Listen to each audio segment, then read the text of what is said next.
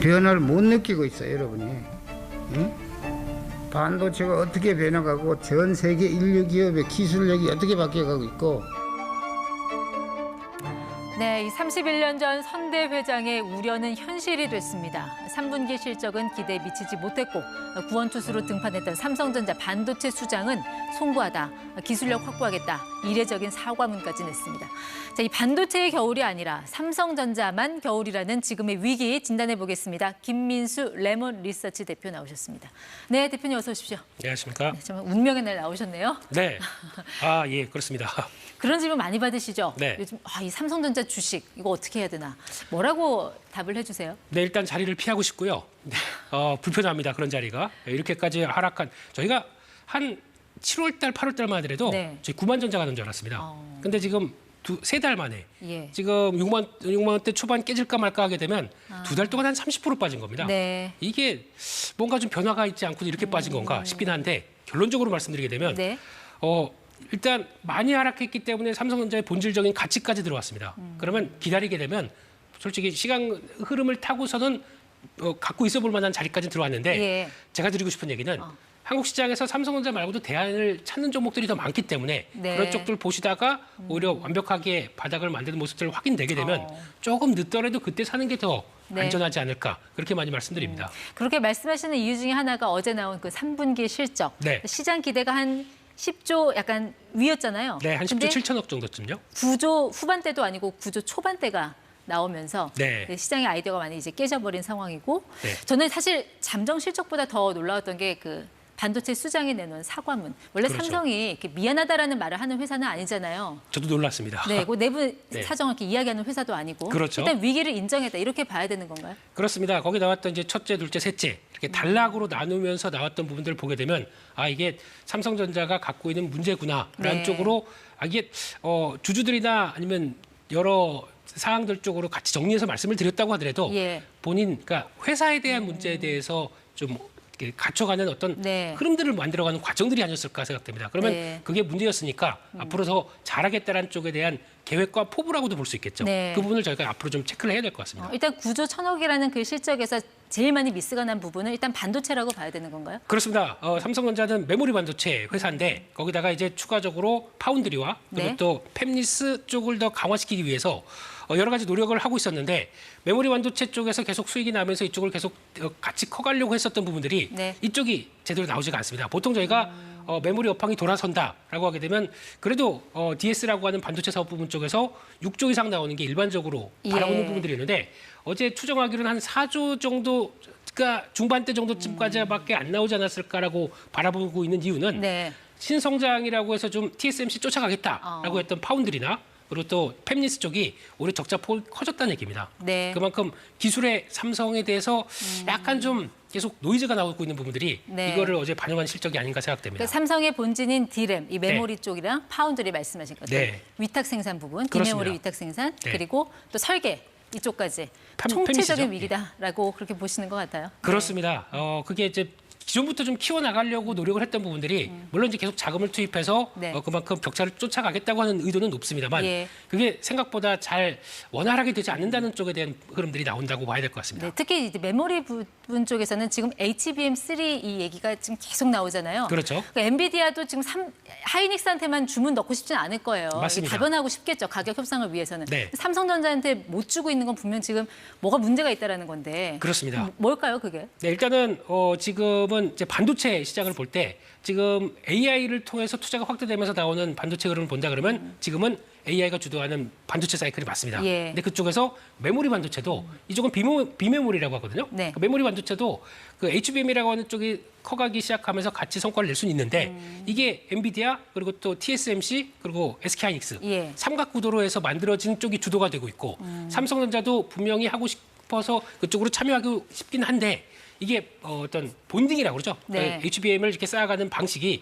두 개가 차이가 있다 보니까 네. 그쪽에서 자꾸 본인의 스타일을 고집하려고 하는 부분들. 근데 우리 이걸로도 잘할 수 있다라고 하는 삼성전자에 대한 의도가 네. 그대로 맞아지면 좋겠는데 엔비디아는 또 그걸 원하지 않는 상황이거든요. 네. 그러다 보니까 좀 충돌이 나오는 쪽에서 아직까지 통과가 안 되고 있는 게 아니냐 예. 이렇게 지금 해석하고 있는 거죠. 네. 그러니까 이달 말에는 이제 하이닉스 실적이 나오는데 여기서 이 반도체 부문에서 이익 규모가 역전될 수도 있다. 이런 전망 네. 가능할까요? 일단 반도체 쪽에서 이제 이익 추정치가 좀 떨어지는 건 사실입니다. 그래도 좀 SK하이닉스 같은 경우는 3분기에 6조 7천억 정도 예상을 하다 보니까 삼성전자 반도체 쪽을 뛰어넘었을 거로 보면서 지금 사이클에서 AI가 끌고 가는 사이클의 반도체에 누가 가장 더 적합하게 잘 맞춰가느냐라고 네. 봤을 때는 SK하이닉스라고 봐야겠죠. 그러다 보니까 이런 역전 현상이 만년 이득은 없다라는 쪽들도 또 한번 보여주고 있다라고 봐야 될 것 같습니다. 네, 그 시장에서 회자되는 얘기가 네. 삼성전자가 어떤 기술력 중심이 아니라 너무 원가 절감에 치중을 하다 보니까 네. 결국 이런 어떤 기술력 패착으로 이어진 거 아닌가라는 그런 분석도 나오거든요. 네. 네.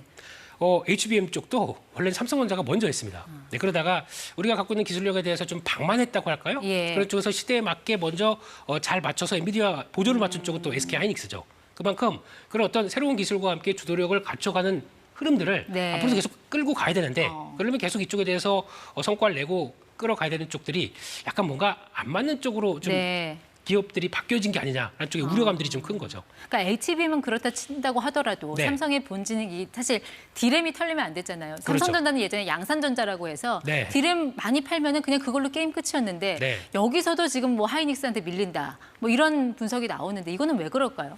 아무래도 이번에 아까 잠깐 말씀드렸던 이제 HBM은 또 AI의 사이클에 또 가장 잘 맞는 쪽에서 그리고 특히 이제 TSMC와 함께 같이 연결되는 이 부분들 쪽에서 보게 되면 하이닉스가 가장 또 잘 보조를 맞춰가는 부분들이고 예. 삼성전자가 그걸 못하다 보니까 단순하게 그러면 메모리 반도체에 대해서 IT 사이클에 따라서 좀 왔다 갔다 할 수밖에 없는 업황의 업사이클, 다운사이클들이 왔다 갔다 할 수밖에 없는 그런 쪽으로 치부가 된다. 네. 그러면 아무래도 많이 늦은 쪽으로 갈 수밖에 없는 거죠. 그렇기 때문에 이번 사이클은 SK하이닉스가 훨씬 더 잘하고 있고 거기에 맞춰가고 있다. 이게 네. 팩트인 것 같습니다. 사실 삼성전자 뭐 위기 이야기가 나온 게 뭐 어제 오늘 일은 아니잖아요. 네. 예, 그 전에 나왔을 때도 그래도 많은 사람들이 꿈과 희망을 가졌던 거는 응원했죠. 예. 네, 그렇죠. 2030년까지 그래도 TSMC 따라잡고 네. 이 비메모리 위탁 생산, 그러니까 파운드리에서 1등하겠다라는 거였는데 네. 지금 TSMC하고는 격차가 오히려 더 벌어지고 있는 상황. 결과적으로 봤을 때 그렇죠. 공정 경쟁에서 밀리고 있고요. 네. 이걸 어떻게 극복을 할 수 있을까요? 일단 별 수 없을 것 같습니다. 이런 초심으로 돌아가야 될 것 같고요. 그리고 보통 얘기하는 기술력은 먼저, 그러니까 TSMC 쪽과 함께 2나노, 3나노 쪽으로 경쟁이 들어가기 시작하면서 네. 우리가 먼저 했다라고는 얘기를 할 수 있어도 가장 중요한 거는 양산을 할 때 보면 수율이라고 합니다. 네. 즉 불량품이 그만큼 없어야 되겠죠. 근데 아직까지 그쪽에 대해서 충분한 수율을 못 맞춘다라고 네. 하게 되면 기업들이 발주를 주고 싶어도 못 하는 거죠. 네, 근데 그게 좀- 삼성이 예. 이제 뭐 가전도 하고 뭐 디스플레이도 하고 여러 가지 하는 회사다 보니까 종합 반도체 회사다 보니까 네. 차라리 그러면 파운드리를 그냥 따로 떼어내서 분사하자. 지금 네. 이런 주장도 지금 계속 나오고 있잖아요. 네. 이게 맞다고 보십니까? 그리고 가능성은 있다고 보십니까? 저는 이제 투자자 입장 쪽으로 봤을 때는 그렇게 쓰면 바라보고 있는데 오히려 삼성전자 입장 쪽으로 보게 되면 어차피 여기다 계속 자금을 투입해서 그만큼 또 끌어올리겠다라고 하게 되면 아직까지는 삼성전자 안쪽에 있는 게 더 낫지 않겠느냐라는 판단이기 때문에 지난 이재용 회장께서도 그렇게 얘기를 했었죠. 네. 아직까지는 분사할 계획이 없다라고 보는 것 같습니다. 네, 사실 제가 경험했던 삼성전자는 뭔가 이제 시스템의 삼성, 그렇죠. 관리의 삼성, 조직의 삼성이어서 많은 기업들이 삼성을 따라가려고 했잖아요. 맞습니다. 근데 어제 그 사과문에서도 언급이 됐지만 이 조직 문화에 대한 이야기가 지금 계속 나오고 있어요. 뭔가 네. 좀 기술력, 내가 할게요 하고 손들면 오히려 하지 못하게 하는 그런 문화가 지금 팽배해 있다. 네. 이게 사실인가요? 뭐 내부적인 이야기라서. 네, 정확하게 제가 삼성 출신이 아니다 보니까 모르겠지만은 지금 분위기는 그렇다고 하더라고요. 약간 재무 관리자가 조금 더 우세한 쪽이고 네. 기존에 알고 있었던 기술자 쪽은 많이 좀 도외시되는 게 아니냐. 예. 그쪽에 대한 그 반성문 쪽에서도 그런 내용들이 좀 있습니다. 그렇기 때문에 이걸 다시 바꾸는 과정들은 삼성전자가 해야 될 일인 것 같습니다. 네. 네. 제일 고민은 아마 삼성전자 주식을 갖고 있는 투자자들이겠죠. 그렇습니다. 7만 전자, 8만 전자, 저 고층 아파트에서 샀던 분들은 얼마나 지금 속이 타시겠어요. 네. 근데 지금 보면은 외국인들의 경향은 딱 하나예요. 네. 반도체 매도. 특히 삼성전자 매도죠. 오히려 SK 하이닉스는 사고 있는데 삼성전자는 거의 조 단위로 지금 팔아치고 있지 않습니까? 네. 이 외국인들이 파는 것처럼 그럼 개인들도 팔아야 하는 건지 네. 어떻게 해야 돼요? 일단 지금 솔직히 말씀드리면 물린 겁니다. 예, 이런 상황들이고 네. 거기서 이제 이걸 저희 표현으로 물탄다고 그러죠. 추가 매수해서 단가를 낮추겠다라고 예. 하는 흐름들로 많이 또 지금 들어오시는 것 같은데 제가 드리고 싶은 조언은 바닥을 확인하고 조금이라도 비싸게 봤을 때 네. 그때가 오히려 더 바닥을 확인하는 과정들이 더 접근하기 좋은 과정이 아닌가 생각되고 있기 때문에 네. 싸다라고 사시는 것보다 외국인들 좀 매도 끝나고 거기서 어떤 변화가 확인됐을 때를 좀 접근하는 게 좋다. 그리고 그밖에 한국이 잘하는 또 한국의 특산품 같은 산업들 많습니다. 네. 반도체도 잘하고요, 화장품도 잘하고 있고 뭐 특화된 산업들 쪽에서도 먼저 관심 가져보시고 그 다음에 삼성전자 바닥을 확인했으면 그때 또 들어가시는 건 또 어떨까 네. 이렇게 생각이 듭니다. 근데 바닥을 확인하라는 게 사실 말이 쉽지 이거 네. 거의 신의 영역이잖아요. 그렇죠. 네. 예. 그럼 당장 뭐 삼성전자에서 어떤 모멘텀이 나오면 이걸 매수를 해도 되는 건지 좀 보고 계신 게 있으세요? 딱 하나만 말씀드리게 되면요, 외국인들 매도가 그쳐야 됩니다. 아. 네, 그러면 그나마 좀 많이 하락한 만큼 반등 시도가 나올 텐데 네. 그에 따라서 이제 삼성전자가 이제 보여줄 수 있는 여러 가지 역량들을 다시 보여주게 되면 다시 회복하는 속도도 빠르겠죠. 네. 그 점을 좀 체크하자 이렇게 말씀드리겠습니다. 그럼 외국인들이 매도에서 매수로 돌아서는 그 신호는 결국 이제 엔비디아의 그 HBM 납품 네. 이게 하나의 좀 이벤트가 되지 않을까 싶은데 올해 안에 가능은 할까요? 제 개인적인 생각으로는 올해는 좀 어려울 것 같습니다. 어려울 것 같고 내년까지 또 가봐야 될 것 같고 그리고 워낙 지금 상황 쪽에서 그러니까 오히려 이제 엔비디아 입장적으로 봤을 때 블랙웰 시리즈가 잘 되기 시작하면서 거기서 나오는 과정들을 보게 되면 너무 모자란다 싶으면 예. 이제 삼성전자를 들어올 수는 있겠죠. 근데 이것도 엔비디아 입장 쪽에서는 실험적인 부분입니다. 네. 그렇기 때문에 그게 잘 통과될지는 공은 내년으로 넘겨야 되지 않을까 싶습니다. 결국 이제 수요처는 엔비디아인데 지금 네. 엔비디아의 그 차세대 플랫폼 블랙웰 출시가 계속 지연되고 있어요. 이거는 왜 그렇습니다. 그렇습니까? 근데 지금 엔비디아 입장과 또 시장의 반응은 또 달라요. 그러니까 엔비디아는 우리 잘하고 있다, 이제 생산하고 있다는 쪽인데 그만큼 강력한 수요가 나오고 있는데 그를 양산해서 대량으로 만들어낼 수 있겠느냐, 그거를 지금 시장은 좀 고민을 하고 있는 것 같은데 네. 그래도 이 정도 속도로 나간다는 부분들은 잘하고 있다고 생각되고 있습니다.